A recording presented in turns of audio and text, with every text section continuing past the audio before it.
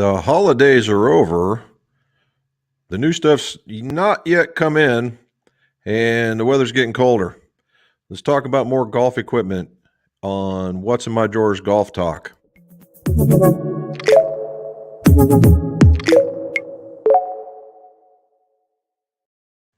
Welcome back to What's in My Drawers Golf Talk. Jim McCleary here in blustery Waverly, Ohio.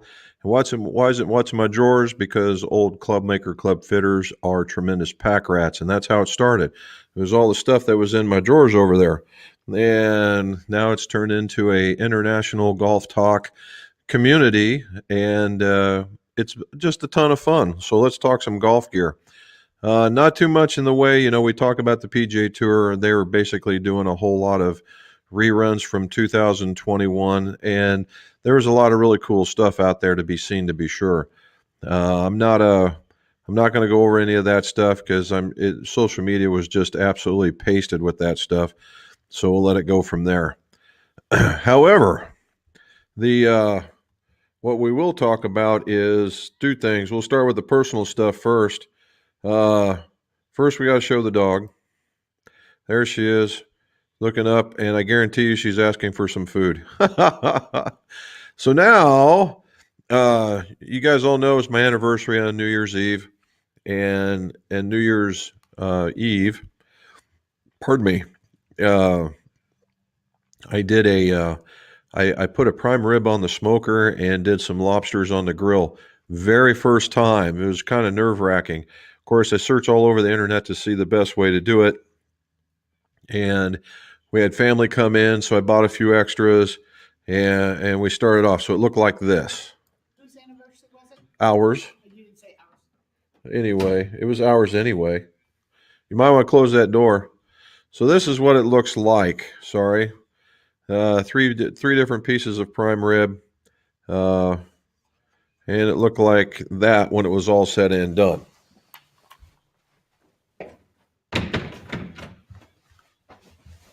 So, not bad, huh? So the other part is that we had to prepare some lobster. And you can tell it was a really nice day outside. It was in its 60s. It was in the mid 60s. It was beautiful. So there's me putting them together. And first time I've ever done something like that. And that's what they look like going onto the grill. So that was that was something else. The stuff cooked up way faster than I ever thought it would, and honestly, I was surprised. I thought it was going to taste like a toilet, but it did not. It was actually extraordinarily good. I recommend smoked prime rib highly, and grilled lobster tail highly. We got the prime rib actually from, where did we get it? From Walmart, of all places. They had some in these little packages, which turned out to be just about perfect. We had just about this much left over when it was all said and done. And then we had to go to Amazon for the lobster tails. That was way better than anywhere first of all, they weren't found around here, and we ended up getting them. So, and those were really, really good too. Fresh cut. So I'm real happy with that. On another note, so I'm going to Lowe's to buy a compressor. Actually, I'm buying two compressors. Bought one for the garage, where we pump up tires and run sandblasters and things like that. And then I bought a pancake one for in the shop to blow the dust off. And I'm going to give a shot at doing some air grips. There'll be a video on that much later once I get used to it. However, I'm looking for this particular air compressor. And of course, it's on the very most upper shelf behind 14,000 different boxes, of which this guy right here had to go up there and go get it. Without complaining, went and got her done, brought it down. Well, if you look right there on the side of his vest, there's an emblem he's got. That emblem is called Dolphins. It's a Submariner's pin. And I said, "Hey, I see you got the Submariner pin." He goes, "Yep." And he says, "You a Submariner?" I said, "You sure am." And I asked him what boat he was off of. And he says, USS Whale. USS Whale. See that hat right back there? That's a USS Whale hat from Charlie. Why? Because I was on the whale. I said, there is absolutely no way on God's green earth you were on the whale. And he says, no, really? I said, okay, what time were you on the whale? And he tells me, and we were on the same boat at the same time for at least 2 years in our stint that was there. And we started sharing stories just to make sure that we were right. So you never know. Right there, guy, been around here 20 years, never knew he was there, and an old shipmate. So that was kind of fun. I let a lot of my other buddies know about that. All right, so all the personal stuff. we got we went through the Christmas presents, everything. New Year's resolutions. Well, I'm talking about this New Year's resolutions. What are we going to do in golf? It's a New Year's resolution. Mine's on the video, so you can see that. What are you guys going to do from a golfing New Year's resolution? Also, while we're talking about it right now, like and subscribe, please. Right? Hit that little like button at the bottom if you're on YouTube, the little subscribe button, and that little notification bell, if you would, please. That way this thing carries a little bit more weight and gets out there in front of folks. All righty. So, work in the shop. So today, beginning of the new year, Mrs. McGolf hits me with that. And she says, well, looks like we got work to do. I say, that looks like 4 boxes to build videos. And sure enough, the one on the right we're working on. However, we had 2 more boxes to build, which tomorrow in the video that comes out will be on these guys. Those are some Callaway X20s, right? Callaway X20s. There's a better shot of them. And he took out the steel shafts that were the Uniflex, and we put in some graphite shafts. All right, put in some graphite shafts, and it turned out pretty good. And we go through what the differences is going from steel to graphite, the different things you got to go do, the grinding of a bore through. It's very much a loaded video, so it's a good one for the very first of the year. My week 5 workout is going to be ready. I know I'm late, but we're going to catch up on those again, and we'll go from there. The other set, I got to go find it here. The other set was these guys. One of you guys have asked me before about a Tacoma set. Well, there it is, a Tacoma set. Somebody sent me the heads and the shafts. Again, another set of recoils and one of those particular ferrules that were on them. And we put those on there. Those are the ultralight, the Jumbo Max. Those are the mid-size. Now, we made these guys an inch long. And this will be the first 2022 boxes to build. So I'm not sure how that's going to work out, but we're already on number 2 building the second set. We'll have quite a few going through there. So it's going to be a jam-packed first part of the year. So I'm kind of happy about that.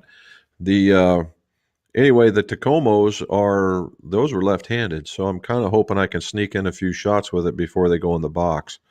I had to go look them up. The Tacomos, it's basically a direct-to-consumer club that is, like the sub-70s, the new levels, that kind of stuff.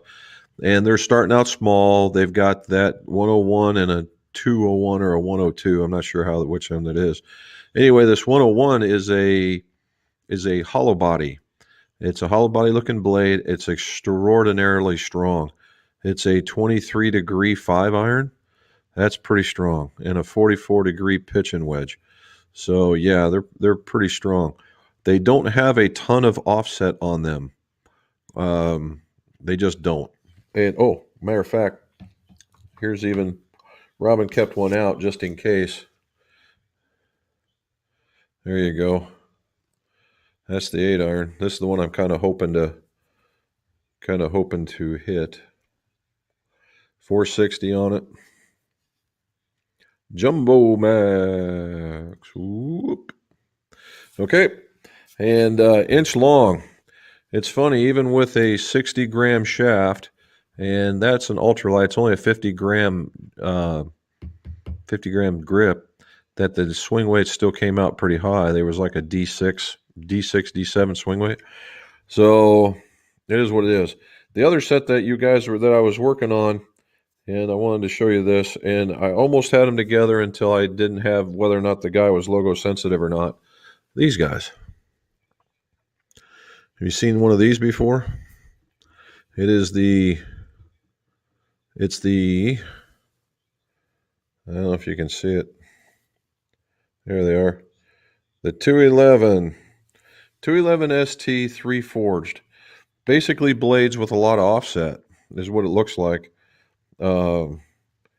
They might be a little. I don't think it's a full on. It might be a forged club. Well, it's triple forged, so obviously so. Uh, it's your basic blade that's got a lot of offset, and we're going to put some Project X's back into those. So that's the second boxes to build. So we got quite a bit going on with that. And then I got 2 more boxes that I haven't even opened yet. So there it is. So again, guys, Happy New Year. Hopefully everybody enjoyed it. Celebrated wonderfully, came away okay, and we're good to go. All right. So let's get to the questions. Gotta get to the top. Here we go. Seymour P3. Can't wait. Good. Thank you. Samson Bodefeld. Yeah. Broke my 5-wood shaft. Do you think I could tip 5/2 inch off of my 3-wood shaft, trim the length, and use it as a 5-wood? Personally, yeah, I don't see why not. Right? I don't see why you couldn't. It just depends. Before trimming the length, let's assume a couple of things. Number one, that they're coming out of the same club, same style of club, and that they're really, because normally you get one that's an inch off of the other one. Sometimes they're only a 1/2 of an inch off. So when you tip it the 1/2 inch, you want to do a real quick measurement, obviously, first. But I don't see why not. John Lewis, how are you, sir? What do we got here? First timer, thank you very much. Sinking low ball flight, 1 to 2 handicap, 7-iron, 87-ish. That's pretty stout. Nice, very well done.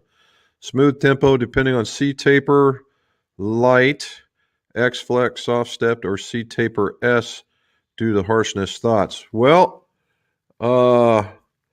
before you start going C taperish, I believe one of those two, and I think it's the light. I'm not sure. KBS isn't going to make this year. We got word that one of those two they're not going to make, if not both. But I'm pretty sure it's the C taper light. So you might be kind of stuck. And keep in mind, John, that the C taper light's a different animal than the C taper. The C taper itself, and you're right doing the S flex because of the harshness, because it is for a gorilla, right? It really, really is for a gorilla. Lower ball flightish, can be had in a shaft, but typically your biggest change is in loft. All right, you might just turn the club stronger about 1 degree and watch it come down.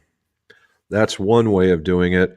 The other thing with being a smoother tempo, weight becomes another issue, right? Russell's down at the bottom saying those look like mine, and yes, you can hit them. Aha, very good.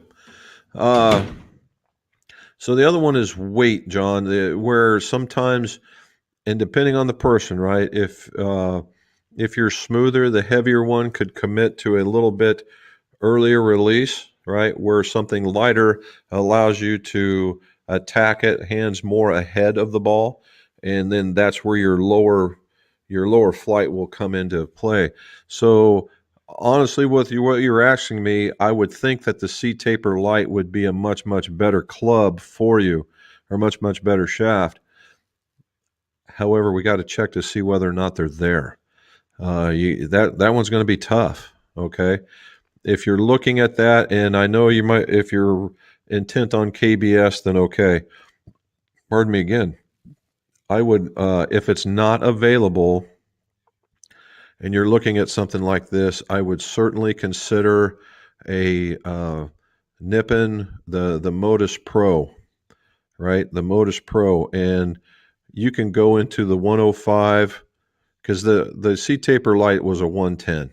The 105 is a stout enough shaft that you can bring it around and do that. And the S an 87 ish.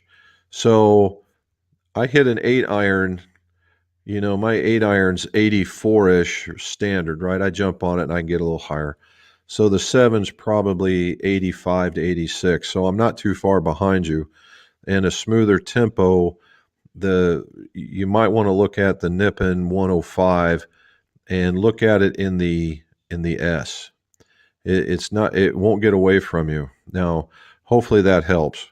Because if you're truly smoother, a little bit lighter so you can feel, you want to get like this because of the heavy. And I know you're, a younger guy or whatever, but when you're smoother and it gets heavy and you just want to you're making this movement, not like this, but you're making the movement to bring it around. It's much easier when it's light and you're smoother.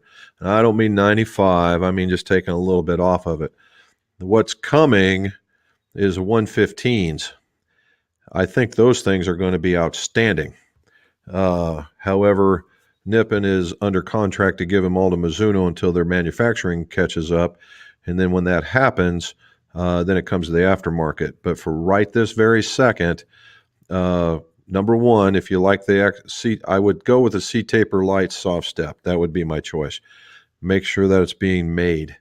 Number two, if I had a choice, it would be Nippon's Modus Pro 105s, and I would stay with the X's and just keep them, or the S's, and stay right there because they'll play right up there. All right, hopefully that helps. Just let us know. Let us know if whatever you choose. Let us know what you get and how they work for you. There's Mr. Kent. Oh yeah, we did. You saw what we got to eat, buddy. It was pretty nice. And I broke into this. I know we're going to see Charlie in there, but I broke into this. This was some Macallan. It's called Terra, and we got it actually in Scotland after we did the Macallan tour, and it's never been broken into. That's since 18, and this was from a anniversary. So I'm still playing anniversary, and it is very, very good. All right. Up, Shank Shack. What up, buddy? Hello, golf people. Jim, any drawback to powder coating a set of shafts as opposed to ordering new shafts that are essentially powder coated? Thanks for the apron. You are more than welcome, sir, and thank you for the picture. I should have put it on here just to show you that was on there. If you guys get the apron, just put a picture. I'll put it up here. That'd be kind of funny. Powder coating. I did some powder coating back in the day, and it was on golf heads. And powder coating is extraordinarily tough, right? It's a hard coat, and for a reason, right? You do automobile frames, all kinds of stuff, and it was because the things were fairly rigid and metal, obviously. The golf shaft, I don't. Honestly, bud, I don't know if those shafts, if the original powder coating was made to go on golf shafts because of their bending. All right, because of their bending. Maybe is the best. Now, powder coating has improved dramatically, and you'd have to go and research and get the right one on it. But like mine that are in this set right here, I have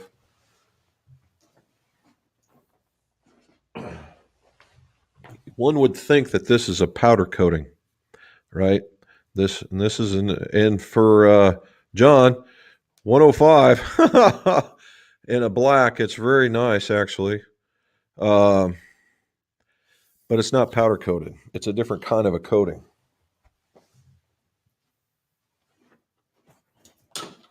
And there's a new one coming, right? There's a new one coming. So, and it's not powder coated either. It's a good thought. I just don't think. I just don't see it where if you're going to expect the shaft to bend quite a bit, not to see a repeat of the same thing. Now they have the other stuff that might be a little more flexible, then yes, I would do it. But if not, no.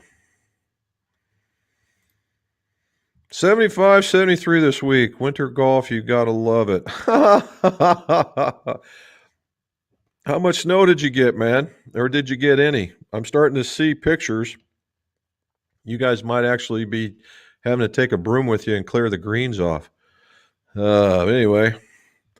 All right, question. Describe your favorite club in the bag.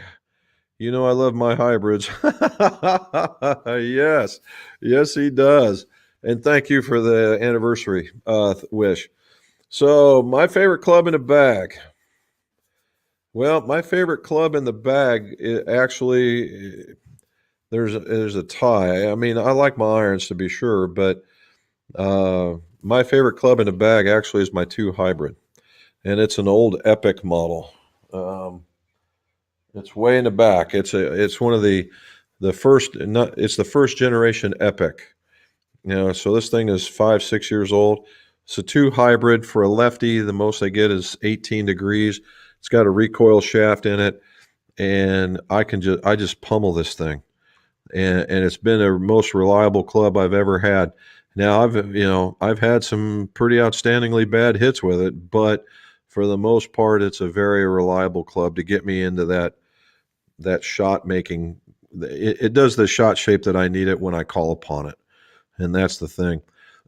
The cool story about that is, pardon me. The cool story about that is I was at a club makers uh, get together in Orlando, and we were playing with some folks.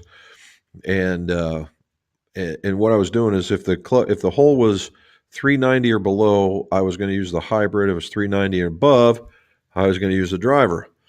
So we're going around, going around, going around, and I'm teeing off with this hybrid, and I'm just smoking it. And we get to this hole, it's like 4 and some change. And I'm pulling out the driver, and all these guys are like, whew. I'm like, what's the matter, guys? Did I do something wrong here? And they said, no, we just got tired of being outdriven by a hybrid. I was like, oh, okay. So not bad. All right. So, Charles, how are you, sir? Did you see my picture of that, buddy? How often are you going to find a guy that was actually on your own submarine at the same time in the town right next to yours? What's up with that? What is up with that? That's something. And the Terran, well done on this stuff. Woo. It's actually fruity.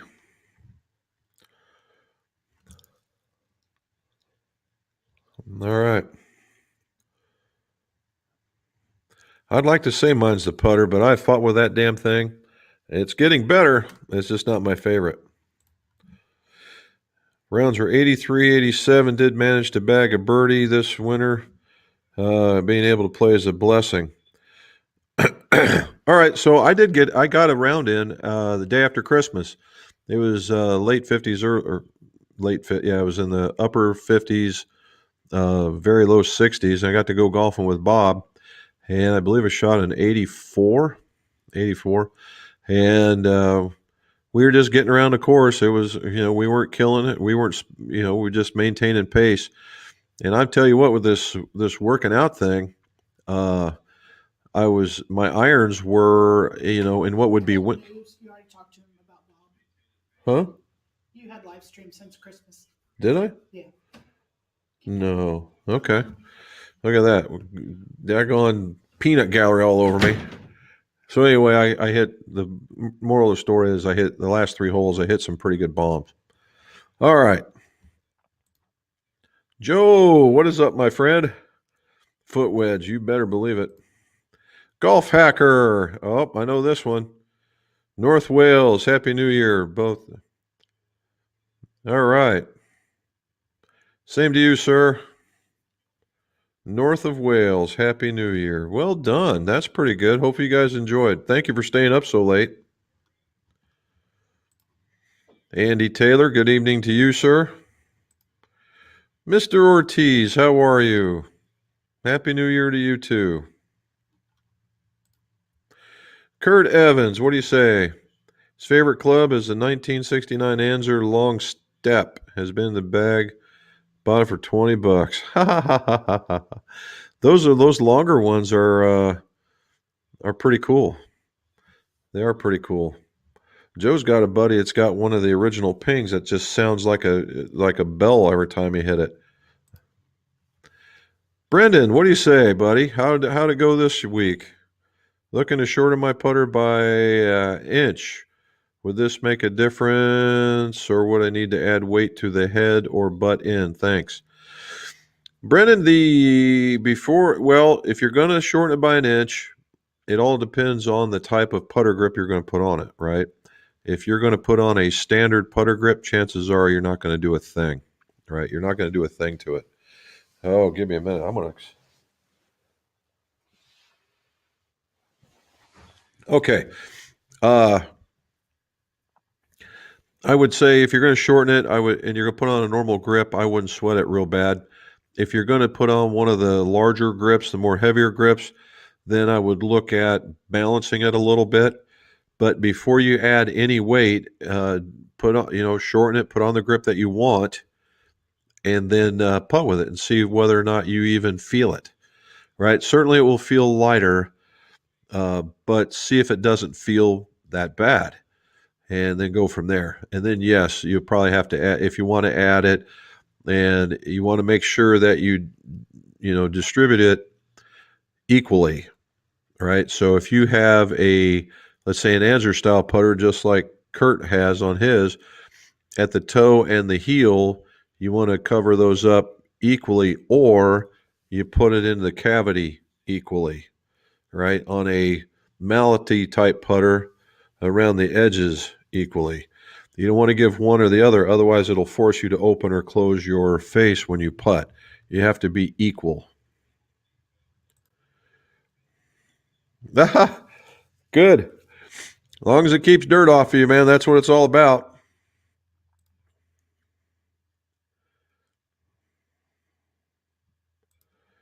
Mr. John Pinola, what do you say, sir? Hello.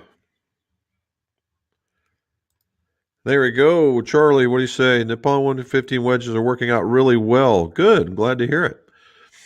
I'm looking at the Modus 130 and regular flex for my next shafts, as the weight of the two are close enough. Thoughts?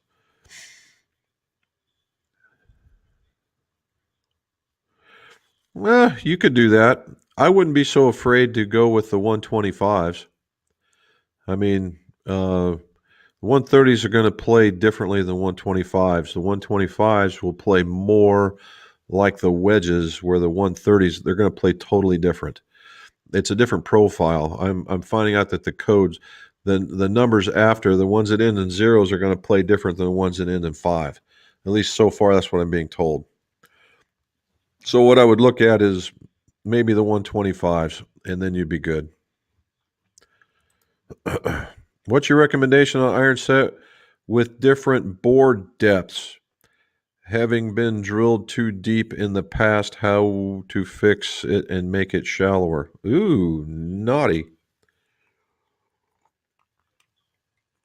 Well, it's two complications. What you got there is weight and depth, right? Obviously, you're not going to go find metal shards and glue them together and put them on the bottom. That's not going to work. It'll just get rattly. What I would tend to do is, it's going to sound kind of funky, but what I would do, one of two things, all right? I would go get a washer. Depending on the depth, I would go get a washer and sand it down, or get it to where it would fit, and slide it right down into the hosel so it makes a new flat for you, right? And if you get a hole, that it allows for the glue to get under it, much like you see in the Wishons, or when you see the bottoms of them, that they've got those little dips. That's what that would create. And put enough of those washers in there to fill up that thing, and it would make up for the weight that should have been lost when you drilled it out. That's one way of doing it. The other way of doing it, in a much more simpler form, is if you got any spare, say, graphite shafts laying around, I'd find one of those that tip it and shove it in the bottom, the length that you need, and you're on your way. But in either case, you got to glue them in, right? You got to glue them in. But that's what I would do.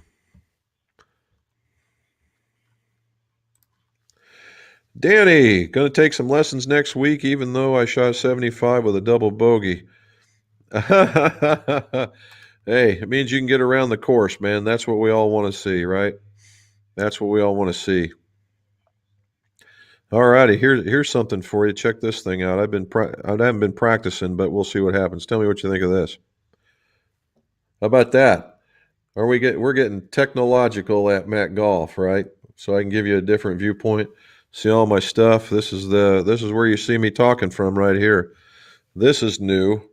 Just got that. That's what they call another Logitech, much like that one is, but this one is more for what you see. See how that's a little bit fuzzy right there, right?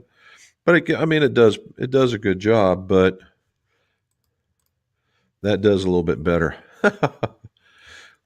Good deal on taking the lessons. Good for you. Right? I'm telling you, Charlie, that it was good eats, bud. Willard, what do you say, sir? What do you say? Starting to feel like winter. Yep. I don't know how much you get. How much did you guys are up there in the snow belt now? My sister left here, and they were predicting 8 inches of snow, and she's just over the Illinois line. I don't know. I don't know. The for those of you guys in the U.S. in Colorado, the guys in Colorado have to be happy.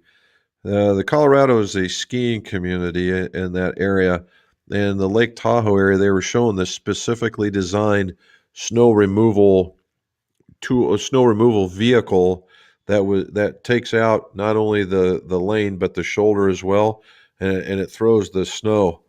And going by it the other way was a normal car, and the wall of snow that it was on the highway that it is thrown was easily 4 times higher than this car. It was just like they had just cut out this thing through there. Amazing some of the things that you have to have. That was first time, very happy, Kent. It was and it was quite tasty. And it makes for a really great sandwich the next day. Stop.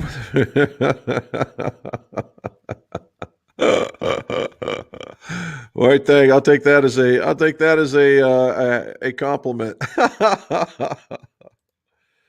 All right, Happy New Year, Travis K. What's going on? Seeing some pics online of the new Callaway and TATM drivers. You know, that's kind of funny because the embargo's still on, so somebody's leaking it. I'm not so sure. The new driver, of course, we saw the new driver, which was the Stealth. I don't know if TaylorMade's putting out another one outside of that, because the Sim, this is their first. Normally, this is their first year, so they have 2-year cycles. So the Stealth might be the other one that they can rotate in with, right? From the Callaway perspective is the Rogue, and they're going to have not 3 but 4 models. 4, count them 4. And the reason why the 4th one is the double black diamond. The double black diamond was something that wasn't necessarily available to fitters like us. It was something that you had to go specifically get, or it came off of a truck. Now they're going to be available to us. I don't think that they see that they're going to sell tons of them, but it's nice to have that option, right? And the black and gold coloring is certainly a differentiation from their stereotypical Callaway blue that you're used to seeing. And I don't think the Rogue did nearly as well as they wanted it to. So to kind of go away from that is probably a good thing. The coloring is really nice. The clubs themselves are really nice. I didn't get a chance to hit them because they still have plastic on them, but it has all the same technologies as the Epic, but of course there's one little tweaks here and there, and you'll see them when they come out. The irons look to be very, very nice. That is for sure. The thing that nobody's really talking about is golf balls, and Callaway has really made a ginormous push to make the golf ball better, and they gave me 3 of the new ones in comparison to my LS's, And it is. And I'd like to show you, but I'm under embargo restrictions to be able to show you. When they tell you that they've gained extra yardage from the model year before, I can tell you that they are not lying. Let's put it that way. All right. Spring is around the corner. That's what I'm saying. All righty, Jim Cavaleras. Is that Sonar Man or Radio Man? Anyway, if increasing ball speed and club head speed creates more distance, why is shoulder speed not mentioned? Since shoulder turns 4 times more than the hips and the lower body if sequenced properly. Well, they talk about shoulder turn and shoulder turn as kind of like a pivot. Now, I'm not a swing guy, but in every instance that I've ever been part of, that this the speed is created from basically right about here to right about here, and mostly like that, right?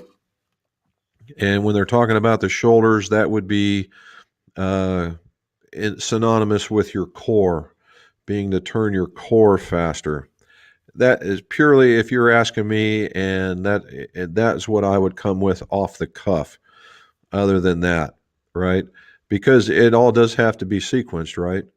And just because it turns more doesn't necessarily mean that it goes faster, but it does propel that around pretty doggone quick, right? But can I guess the argument to that would be, can you get fast by just doing this? Well, no, because it all works together.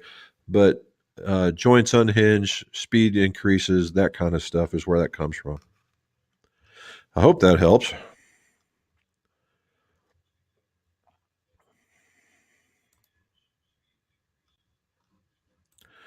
Mike Pett, what do you say, bud? It's been a bit. Hello from Buffalo. Actually, Tampa. What? What are you doing down there? Just curious if you had any news on the SM9 wedges. Saw some pictures today. They look possible higher toe than the predecessors. I have only seen pictures myself, Mike.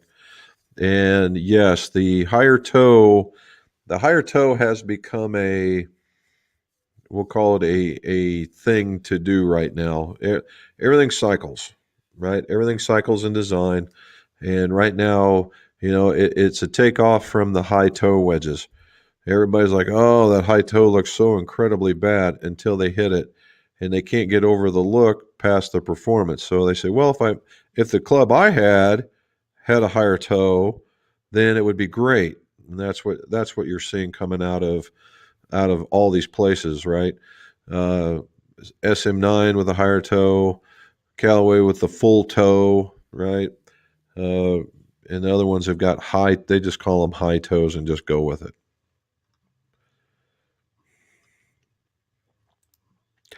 It was, Charles. It was. It was funny. I about screamed out, BS on it right there in the middle of the thing, but I held my composure. Rob, New Year's resolution starting super speed golf program. About the PGR with the force pedals. Wish me luck. Yeah, I'd like to see how that works out, man. Let's see how that goes. That'd be something to do. New Year's resolution, get my weight over to my left side more often. There you go. So so there's something to talk about, Danny. When they talk about getting weight over to the left side, right? Is the So when you talk about weight for me, it's onto the right side. So this is the end. When they talk about weight shifts, again, I am not a instructor, but I am a fitter. I get to see this thing. When we talk about weight shifts, we think of doing like this, okay?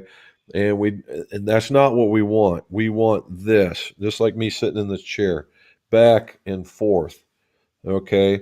So it's a twist, and it's easy to feel the weight coming back because you get here and it's this load and you feel the weight into here. The trick is that when you get through and you pull and you finish and you're here, it's not necessarily weight over here like this, as it is that you pull back with it in order to rotate faster, much like Jim was talking about, rotating faster in order to get it through, and then you're looking at it and then it's there automatically, right? Hopefully that makes sense. But that's where, and here as in recent past, I'm coming to find out that, that whole getting up there and that finish where everything's just facing that way, you can get there, but it's not as hard as one would believe, right? Not as hard as one would believe. What I would look at is one of the best for me, because I'm a mechanical guy. One of the best guys that explained it to me is Mike Malaska. If you get on his website or go onto his YouTube channel and look at it, they'll talk about weight shift, and it will help. He will show you what's going on to help you do that.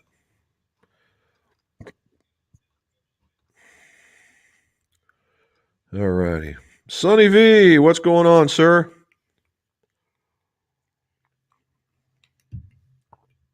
Thank you for the anniversary wish. Bunch of snow last night, -10. Ooh, officially winter. Yes. Welcome to Canada. I'm not going to say the rest. Well, hopefully you guys can get out. Are people still coming to see you even in the winter? Get some things tuned up before leaving? Can you even get out of Canada? That's another thing. DS, what's going on? Iron shaft flex. Okay, let's talk about that. Supposed to feel the shaft bend low during the swing or go up a flex until no load. Just a preference, arm feel bending prior to too stiff. Well, I know the answer. I just have to make so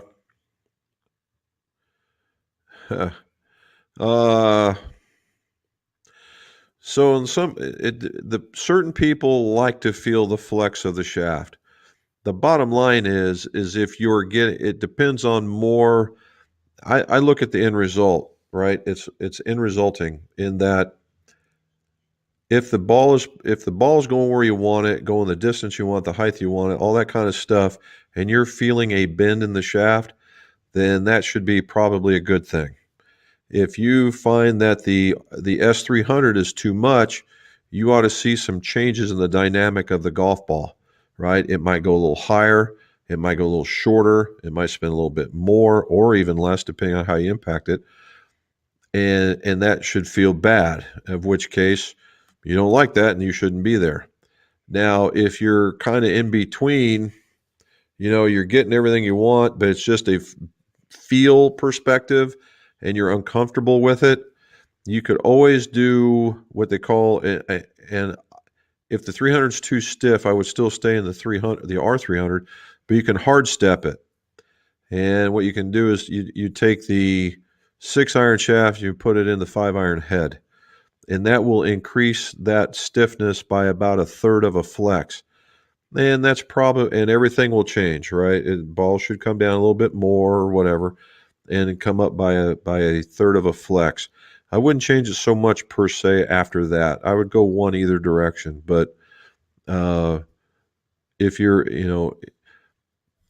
if the feel wanted to be there and still the same, I would take the R300, make it stiffer versus the S300, make it looser. That's just what I would do.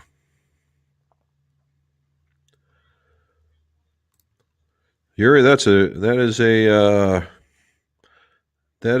is a question that not many people will want to answer, because if you go to use it and it gets taken from you, then you're in deep, dark trouble.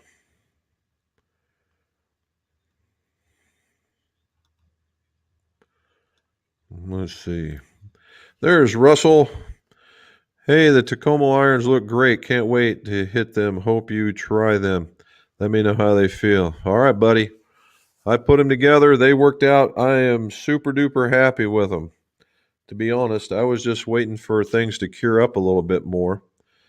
And yes, they did. I only had to bend a handful of them. They are off by a degree, which was enough for me to bend them. I really do like how they turned out. Had to go do a little research. It was fun to find out about them. The one thing I couldn't find out about these guys is where they're actually based out of. I went across that entire doggone website, and it's a good website. They just don't tell you where they're out of. So, but neat, and I will. Thank you. Chuck Crenshaw, what do you say? I learned the hard way that Ping 500 need collared ferrules. I brought some Cobra Copper Mini heads. Do they need a collared ferrule? I don't know. I'm not a real familiar uh, with Cobra. Now, the last sets of Cobras that I pulled apart, yes, they did. They were normal ones. Unlike the Ping 500s, the Pings are very much like PXGs, and they take that, their collar is much, much deeper and a little bit bigger round, where the Cobras were just your average uh, collared ferrule. So yes, I would. Now the other part is if you get collared ferrules and it turns out you just don't need them, you can just sand off the collar and you're good to go. Oh, there he is, Krister from Sweden, back from a week with the flu. Didn't have COVID, tested positive for the flu. Well, welcome to that. You're like the 10th guy on the whole entire planet that got the flu. Congratulations. My sister's struggling right now. We don't know what we're going to see, but this is going to be that'll be interesting when it gets all said and done. The cold is here. Uh-oh. And what's your low point? What's the lowest you'll go out? Stephen Pileski, Happy New Year to you too, sir.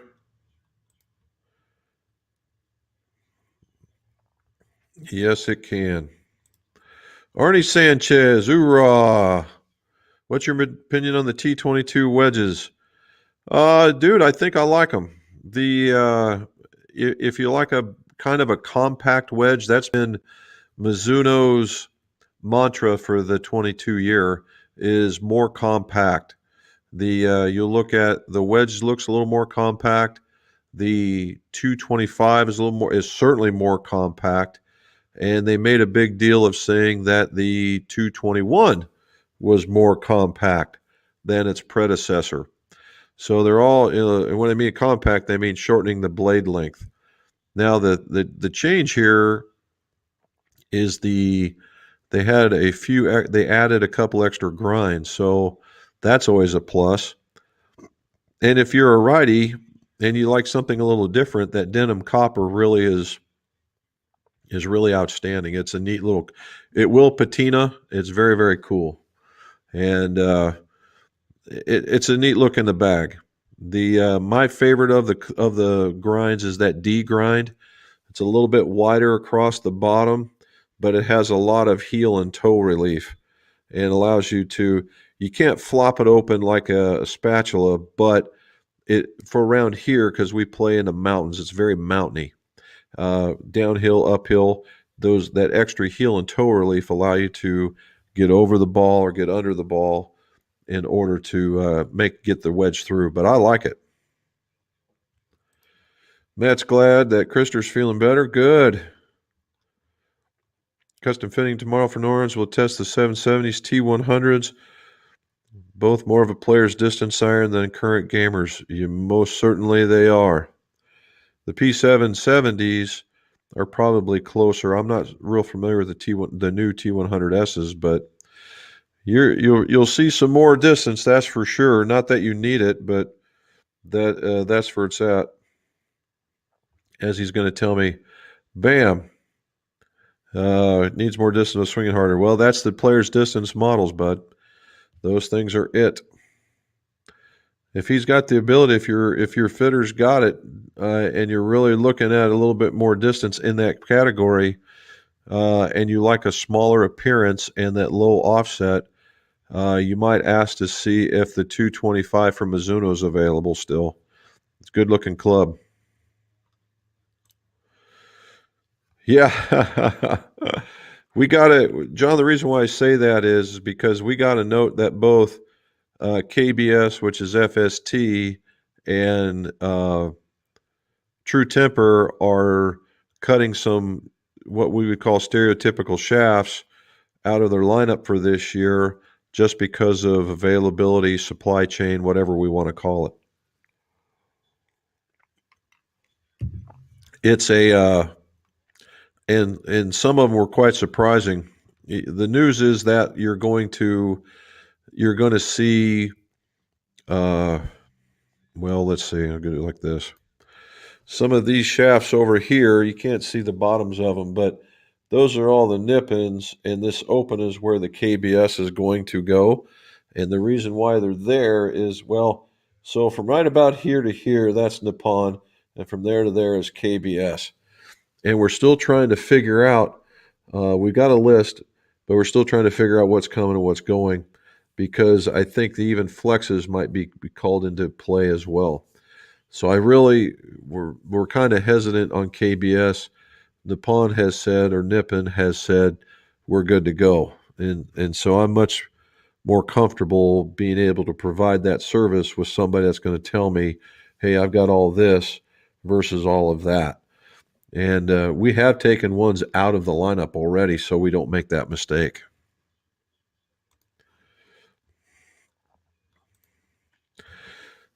Emmanuel, how are you, sir? Hope their holidays were terrific. And they were, sir. They were friends, family.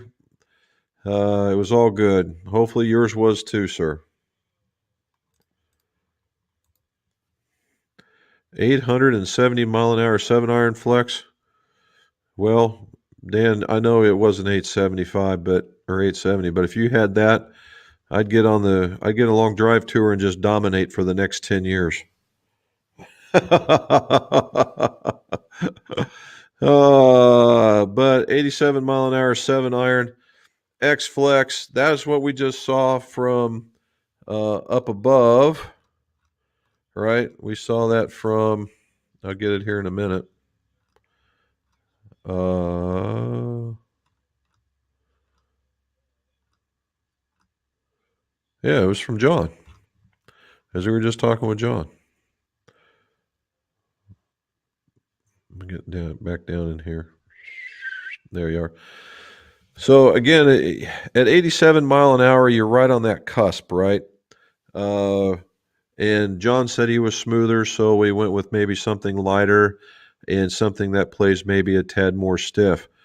Uh, and it depends on the profile, right? So if you're an aggressive guy, maybe the DG X100s, or maybe like if you're smoother, like he was talking about the C taper lights and the X Flex.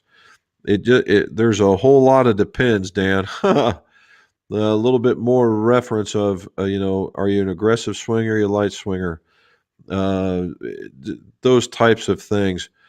If you're a early releaser or a late releaser, you're right on that cusp. It would be my opinion.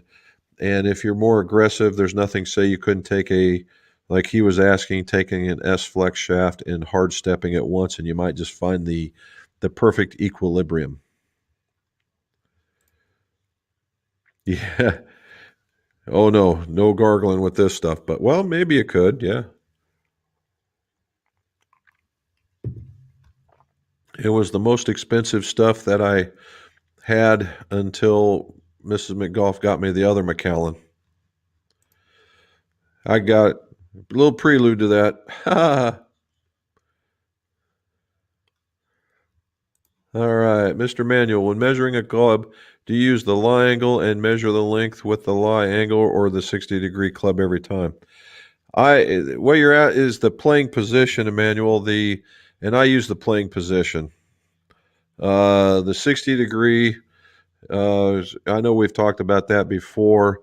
That's pretty much the USGA way of doing it, right?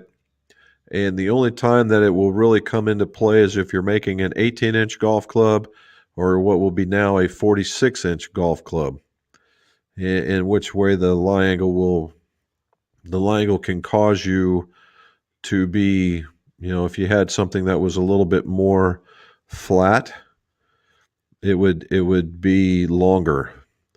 But in the most cases, I just use the playing angle.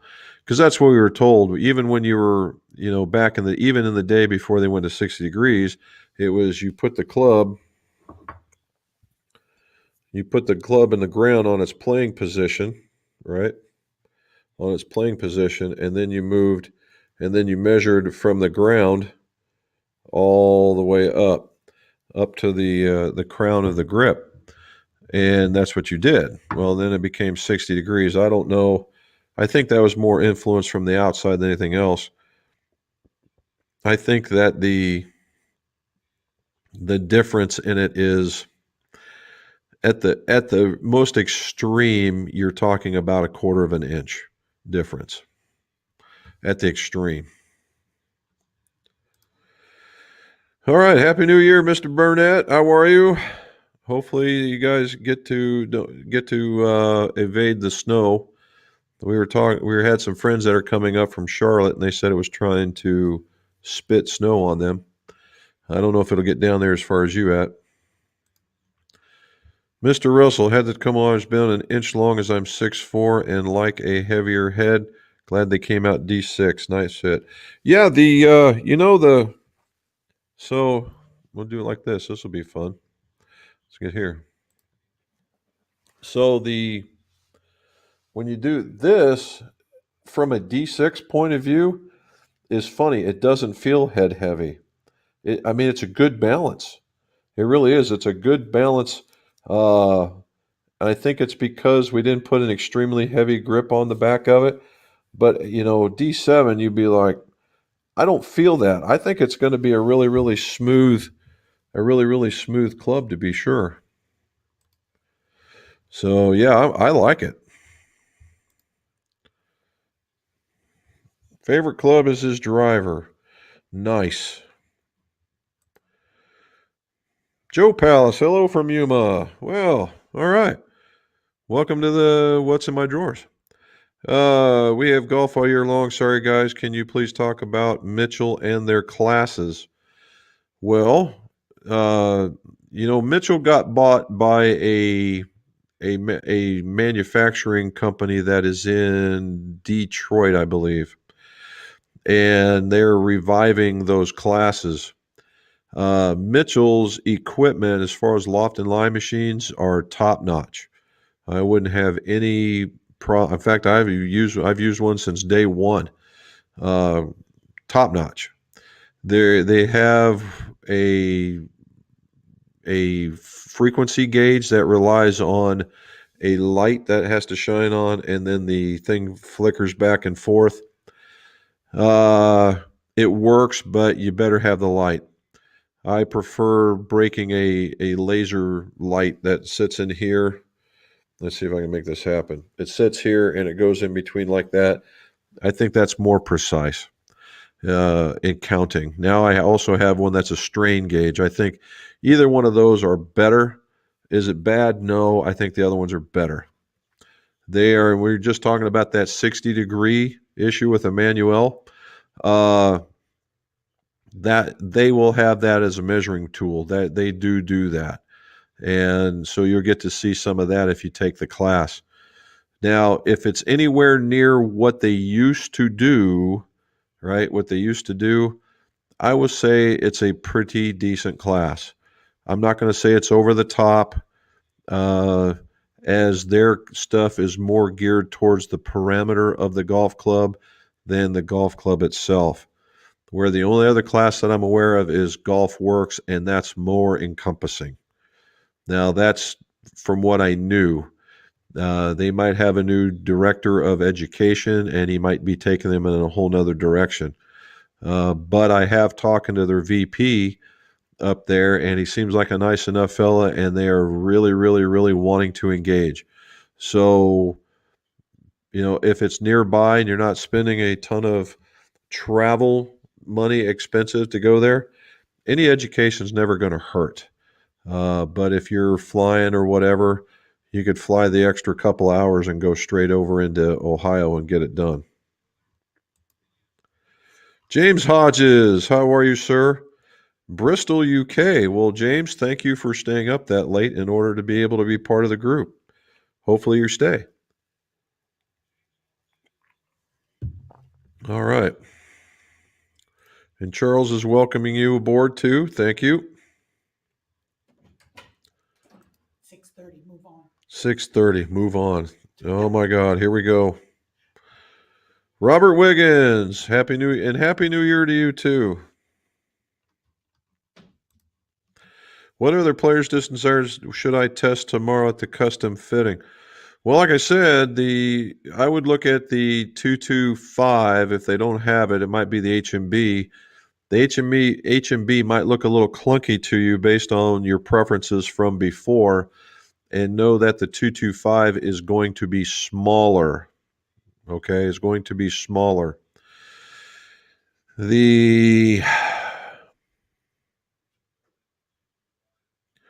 only one I can think of in that category might be the ZX5, but I think it's going to have too much offset for you. It might, and again, it might look a little too big. The only other one I can come up with that might fit your eye is, and don't count it out, is the Callaway Apex Pro. All right, it's going to be a little bit less. It's going to be a little bit less strong, but you can always get it bent. It's got a blade like it's probably right in your wheelhouse. You might find out because it is also a hollow body, but it's just not as distance oriented as the other ones. But those are the other ones I would look at.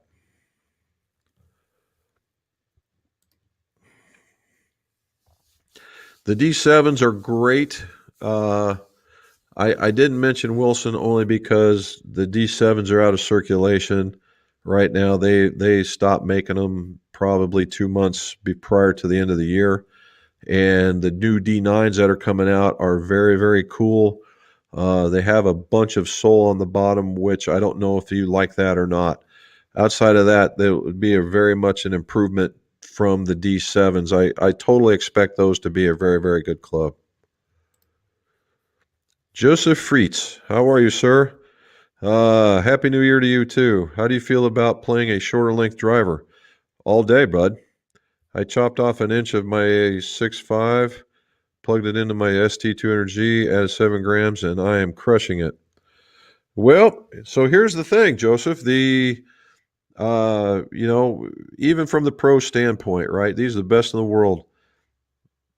I don't know any of them that are playing a standard length driver. The average, we'll say the average on tour is between 44 and a half and 44 and 3/4. I don't see why the rest of us wouldn't. And it's all about the quality of strike, finding the middle of that doggone club face, and the shorter bat makes you hit it better. I don't see why we don't do it. To the point, I haven't made a standard length driver in almost 3 years. Now I've made one longer. I made one longer, but the dude was almost 7 foot tall. So that goes without saying. It was an outside the box kind of spec, but it is what it is. But yeah, on the average, between 44 and a half, 44 and 3/4, you can get away with quite a bit. And if you think about it, most 3-woods now are between 43 and 43 and a half. And this would put them an inch above that, which used to be the standard in everything from the 50s all the way up into the 80s until things started changing. Alex, local driving range under new management. They want to outsource all the repairs and customers to me. Just unsure of the payment structure for them. Percentages flat free. Do you have any experience in that? I don't, Alex. Most of those guys, uh, like golf courses and it was either one of two things. They didn't want to have a thing to do with it. They just sent it my way, and that was the end of it. They didn't want to be the middleman. They didn't want nothing. So, and they just came down to me, and I handled it all, and they didn't do anything of it. Now, in return, if people asked me places to go, things to do, I would send them that way, assuming they were, I wouldn't send them way out of the way, but if they're going by it, that's what I would tell them, that a good place to go. I have had other guys that I know that did very, very well with it, and they just cut them a flat percentage of whatever it was right off the top and say, this is what you get at the end of the month. Now, because you could say the real trick in there is there's a lot of trust involved, because you can say a customer, oh yeah, I went down there just like you said, and may not have made it down there. Or, and there could be others that never talk to you, but they hear word of mouth and they come down there and they say, hey, I'm from this area. And you could uh, mistakenly give up that extra. So you have to be very, very, very straightforward. Hey, did so and so refer you? Did so and so send you down here? And if the answer is yes, check that box, then they get that cut. If the other people came down on their own, then no, right? So, and it all depends on what you have it structured in the way that you're putting your golf clubs together too. If you're staying very, very close to, let's say you're not making very much because you want to be competitive, it's going to be hard to get rid of that, or it's hard to cough that up. So it's something, you need to be prepared from a business model perspective of what you want to do, and then talk it over with the local driving range and see, because it could be that you may not get very much traffic from it, and it may not be worth a whole bunch of time. Then again, you may get this tidal, a tsunami of stuff, and then all of a sudden, it's worth it. But that's about as good as I can give it to you, bud. All right. Alan Chavez ordered a set of TMM2s a few years back, did not have them pured due to the added cost of the club. Do you think they were spined and flowed when they were built? No, they're not going to do that. That kind of stuff, there's a shaft manufacturers, uh, unless they are promoting something of that nature, will fall to the absolute opposite and say it doesn't make a difference, because the quality of the strike is the quality of the build is such that you just don't need to do it. That's one. The other one is there's the school of thought that the thing only bends down once, so how can it get out of plane on the very first time? I would argue the point, obviously, they've not done a lot of spining and flowing, because I've pulled down and pulled back and that thing just wobbling around like like you got a fish on the hook. So, uh, but is it a end all cure all kind of thing? No. Like I've said in the past, it's about a 50-50 split. I've got guys that will absolutely live without it, don't care, and I have other people that won't golf without it because they just know that it makes a difference in their game. So there you go. Emmanuel, a guy brings a Homna driver, non-adjustable, that has a little rattle in the head. Can I just remove the head and shake it out, drill a hole in the bottle, just keep putting glue until it sticks to the glue? Emmanuel, so the first thing you can try is heat up the bottom. Heat up the bottom of the club head. If you got a butane torch, that's better. Propane torch, you want to be wary because you burn your hand. But run it along the bottom of the head.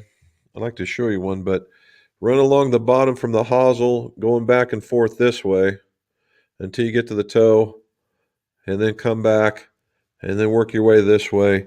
Just about 3 passes worth to make sure you get the bottom nice and warm, and tap it on the ground. And don't tap it on carpet. Tap it on a piece of wood or a piece of tile, and just tap it and see if whether or not that rattle goes away. Because what you're doing is you're reactivating the rat glue that's already in it, right? And that's before you have to pull it. If it still rattles, then yeah, pull out the shaft and put some rat glue, not regular glue, but rat glue down at the bottom. And you may only have to put those, the tubes are like this. You just squirt in about that much. It'll catch it. And what I do is I nuke mine for about 5 seconds, 5 and 5 only, 5. And that's enough to get it flowing, and you put it in there, give it a squirt, and it's pretty much all in there. You'll catch it in the first shake. There's Samson. If you have drilled smaller than the shaft so that the shaft is properly in the hosel, can you bend the hosel 2 degrees without any problems?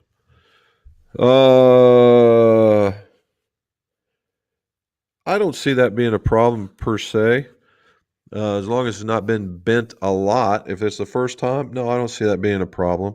That little bit extra might make it easier. All right, very good. Good New Year's, James, from Snowy Dornach. Oh, my goodness. Well, thank you for being on here, James. Equipment revelation, move from 45 to 43 Rogue Silver, driving 50 yards further. And crazy accurate. We'll see. There we go. Darren, can you recommend a mid-sized, non-tapered, lightweight grip that may be lurking in the market that doesn't get all the hype but is very good? I want the least amount of swing weight loss on the head of the club. Well, depending on how big you want to get, mid-size. I was going to say this guy, then ultralight would do it. Do you justice? But their small is like a jumbo. Uh, Lightweight, tapered tip or non-tapered, right? Non-tapered, lightweight.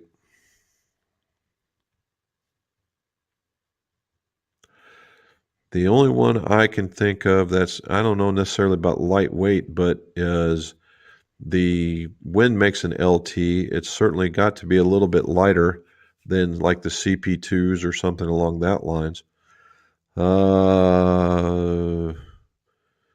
And I know, well, Pure came out with one, but I can't see that being any lighter. I'm trying to think. The rest of them, no.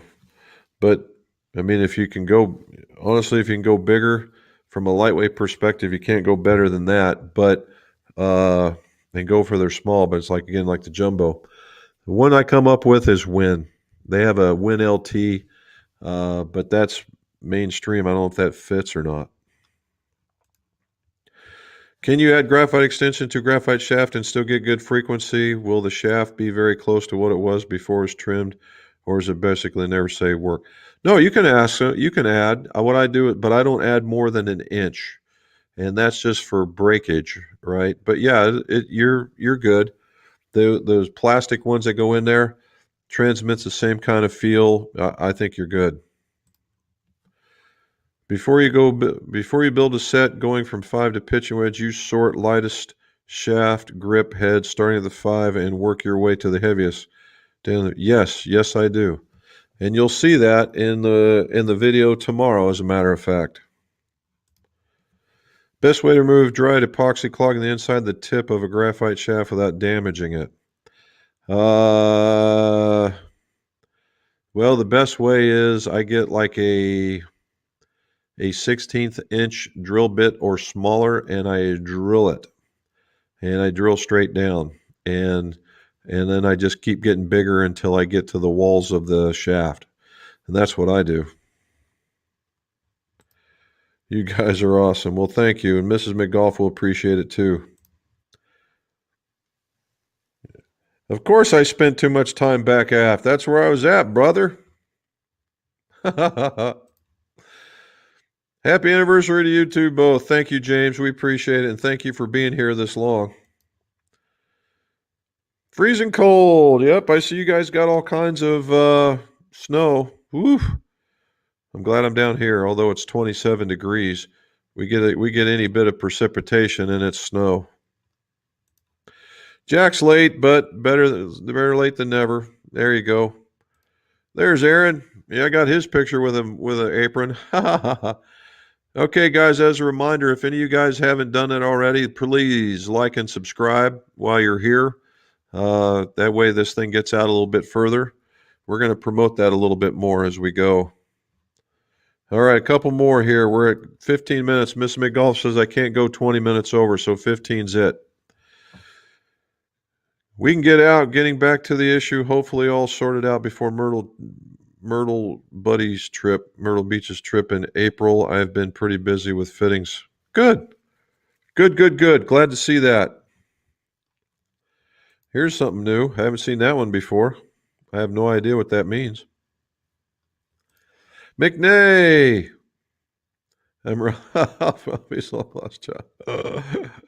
Well, you better know about planes and you better know about cars, bud, because he's tough. He's in both of them.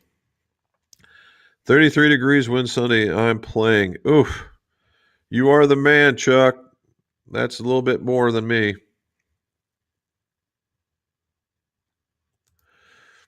And a tennis ball. Oh, that's good. The fitter will have Mizuno 25. I will test it. The waiter. They do. They do have. That's what the idea is. They're distance type clubs, but keep in mind you can always, bring them back a little bit if necessary. I was playing golf one day in the winter. It started sleeting. I hit a max ID and it split in half. Oof. The fact that you're out there doing that is beyond me. So there was a thing, and we'll go with this, and we'll call it done. But there was a thing on Twitter, and there was a guy holding up two PXG irons. One was a wedge, one was a 52-degree actual wedge, and he says most people don't know their distances. Quick question. Most people wouldn't know about it. How to solve this, and it talks about not knowing their gap between their pitching wedge and their gap wedge. And the dude's standing there with a sock hat on, snow on him, and snow in the background. And I said, well, don't play golf in the snow. Problem solved. Hopefully they thought that was funny. Happy New Year's to you from Scotland. Thank you, sir. And we do plan on coming back. As soon as this COVID thing relaxes, we're there. It'll be an Ireland, Scotland vacation. Again. Look at that. We got down to the bottom. McNay's all over it here. Chuck. Let's see. I wanted to, yep. Angles Envy is a good tour. Poor. There you go. All righty. Oh, I didn't make it to the bottom. The Tonga Harrods are made in Yuen Long, New Terry, Hong Kong. Oh, okay. There's something new. All right. Would you be afraid to buy a set of shaft pulls if I can't get the CLT lights from KBS? It would depend on where they came from, John. It would really depend on where they came from. But as a whole, no. If you had somebody said they were professionally pulled, then yeah. Outside of that, no.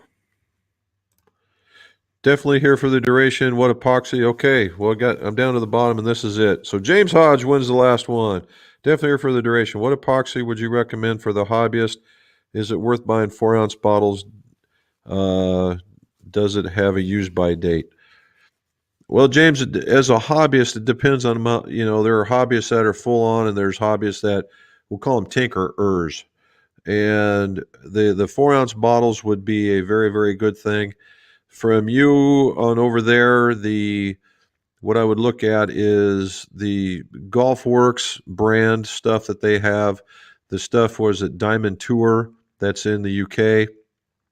They sell the same stuff, and in the smaller bottles, they do have expiration dates, but as long as you keep them in the what would be right around mid 60s to the lower 70s area, so it doesn't get too cold or too hot, stays just right kind of thing.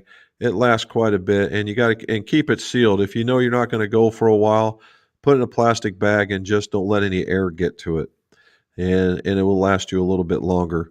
If you're just doing onesie twosies kinds of things, yeah, the smaller container the better.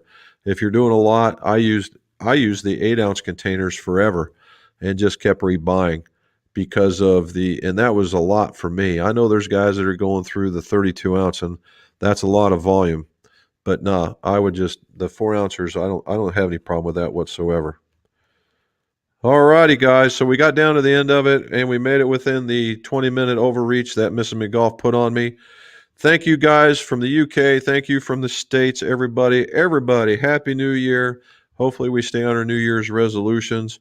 I'd love to be able to say in 4 months' time that we are all doing what we said we were going to go do, and we make it a good 2020. Let's hope everybody stays through it happy and healthy. Again, like and subscribe. Watch for the video tomorrow, and let's see your scores go low. it.